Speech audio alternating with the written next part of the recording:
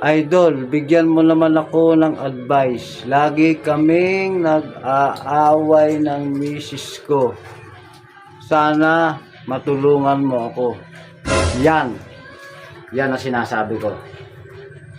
Ganito, Idol.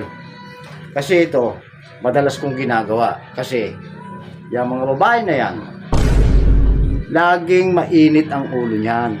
Laging may tupak yan. Lalo na kung walang pera at wala pang dilig.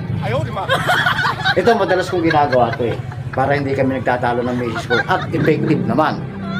Ito gawin mo. Kapag ayaw niya maglinis ng bahay, ay alam mo na ang mangyayari. Hoy. Ano yun? Ano yung sabi mo dyan? Wala.